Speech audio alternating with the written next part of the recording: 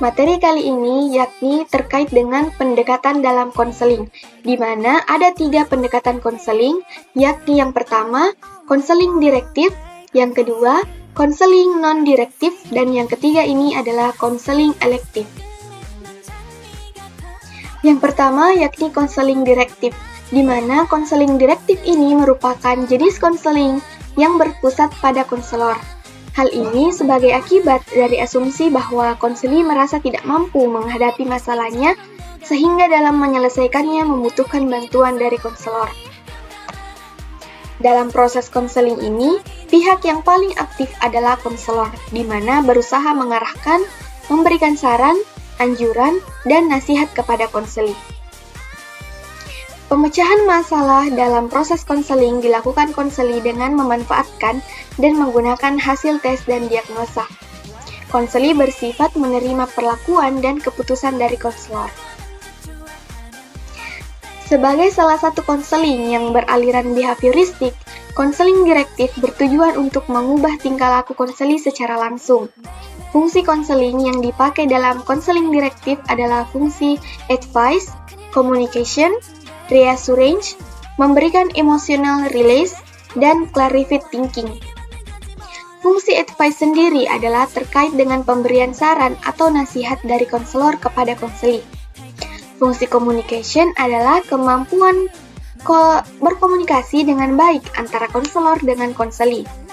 Ada pula fungsi reassurance adalah terkait kemampuan konselor dalam memberikan penguatan pada pernyataan positif yang konseli paparkan. Kemudian memberikan emotional release merupakan pemberian bantuan untuk membebaskan emosi dari efek pengalaman yang memungkinkan membuatnya tertekan. Sementara itu, clarified thinking berarti pengklarifikasian pemikiran yang dimilikinya. Selanjutnya, langkah-langkah dalam konseling direktif adalah sebagai berikut. Yang pertama yakni analisis, di mana analisis ini adalah mengumpulkan data diri konseli dan masalah konseli dari berbagai sumber. Yang kedua, selanjutnya ini adalah sintesis, di mana menganalisis, mengatur, dan menyusun data yang sudah dikumpulkan. Ketiga, yakni diagnosis, di mana dalam hal ini merumuskan kesimpulan tentang masalah-masalah yang dialami konseli, mengidentifikasi masalah serta sebab-sebabnya. Menentukan sebabnya dilihat dari pengalaman masa lalu, sekarang, dan yang akan datang. Keempat, yakni prognosis, rangkaian tentang hasil yang dicapai konseli selama konseling. Selanjutnya adalah treatment, di mana treatment ini adalah pemberian bantuan kepada konseli agar bisa menyelesaikan masalahnya. Dan yang terakhir yakni follow up, di mana dalam hal ini adalah usaha menentukan efektivitas konseling yang sudah dilakukan konselor.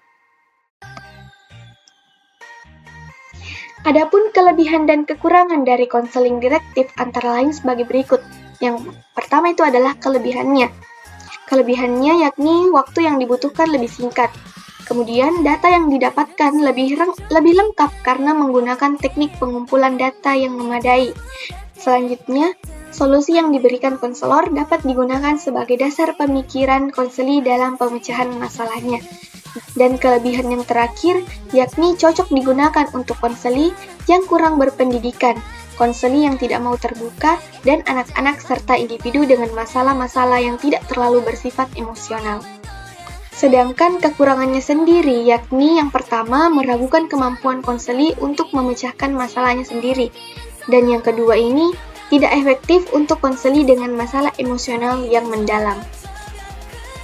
Selanjutnya yakni konseling non-direktif, di mana konseling non-direktif ini sering disebut dengan client-centered therapy, adalah suatu metode perawatan psikis yang dilakukan dengan cara berdialog antara ideal self atau diri konseli yang ideal dengan actual self, atau dalam hal ini diri konseli sesuai kenyataan yang sebenarnya. Konseling non-direktif dalam praktiknya, konselor hanya menampung pembicaraan. Konseli bebas berbicara, sedangkan konselor menampung dan mengarahkan. Metode ini tentu sulit diterapkan untuk siswa yang berkepribadian tertutup, karena siswa yang berkepribadian tertutup biasanya pendiam dan sulit untuk diajak berbicara. Adapun ciri-ciri dari konseling non-direktif ini adalah sebagai berikut. Yang pertama, menempatkan konseli pada kedudukan sentral, di mana konseli aktif untuk mengungkapkan dan mencari pemecahan masalah.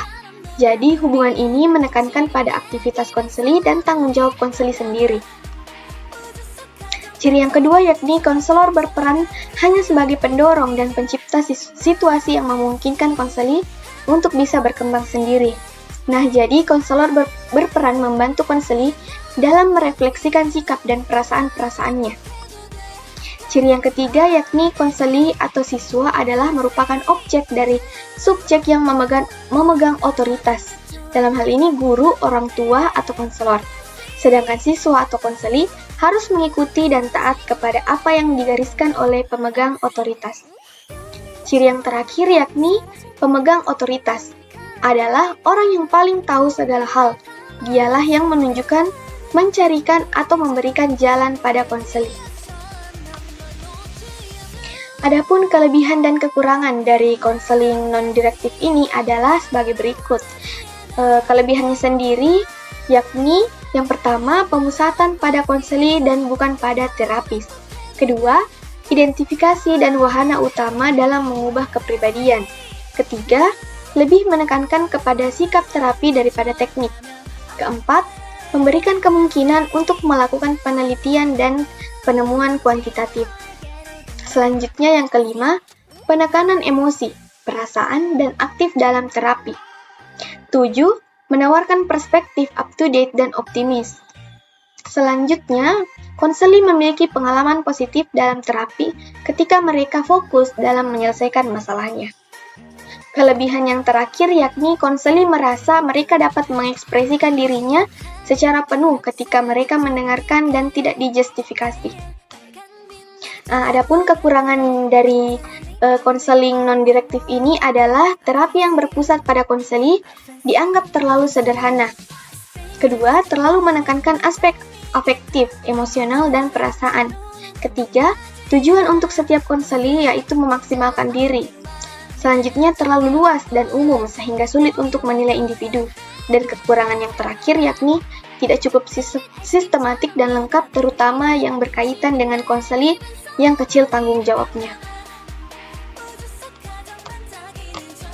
Yang terakhir yakni konseling elektif, di mana konseling elektif ini merupakan penggabungan konseling direktif dan konseling non-direktif. Didasari pada kenyataan praktek konseling menunjukkan bahwa tidak semua masalah dapat dientaskan atau secara baik hanya dengan satu pendekatan atau teori saja. Tujuan dari konseling elektif yaitu mengajak konseli untuk aktif dalam proses pencarian, temukan solusi untuk masalah dengan saran dari penasehat. Baik konseli maupun penasehat secara aktif mencari solusi. Nah, konselor bertindak sebagai pemandu atau manajer konseli melalui langkah-langkah pemecahan masalah. Untuk mencapai tujuan ideal ini, konseli harus dibantu untuk menyadari sepenuhnya situasi masalah, untuk secara sadar dan paksa mengajarkan konseli untuk berlatih mengendalikan perilaku bermasalah. Beberapa sifat konseling elektif tadi memperjelas juga beberapa ciri-ciri yang dimilikinya, seperti kebebasan yang dimiliki konselor dalam menggunakan cara-cara yang terbaik untuk mengatasi masalah konseli. Ciri-ciri lain dari konseling elektif ini diantaranya adalah tidak mempunyai teori khusus atau prinsip khusus mengenai kepribadian. Dalam hal ini menggunakan data keseluruhan kehidupan konseli yang selalu berubah, dan tidak adanya peran dan fungsi konselor yang spesifik. Ciri yang terakhir inilah yang menjadikan konselor dalam konseling elektif memiliki kebebasan dalam memilih metodologi dan menggunakan berbagai keterampilan konseling yang dimilikinya. Secara fleksibel, konselor melakukan proses konseling dalam pendekatan elektifnya, sehingga konselor dapat berperan menjadi berbagai ahli seperti sebagai psikoanalisis, mitra konseli, pelatih, motivator, atau peran-peran lainnya, tergantung pada metodologi dan kombinasi pendekatan konseling yang dipakai. Walaupun demikian, konselor tetap dituntut memiliki keterampilan dan kecakapan, serta kemampuan dalam menggunakan teknik-teknik konseling yang digunakannya.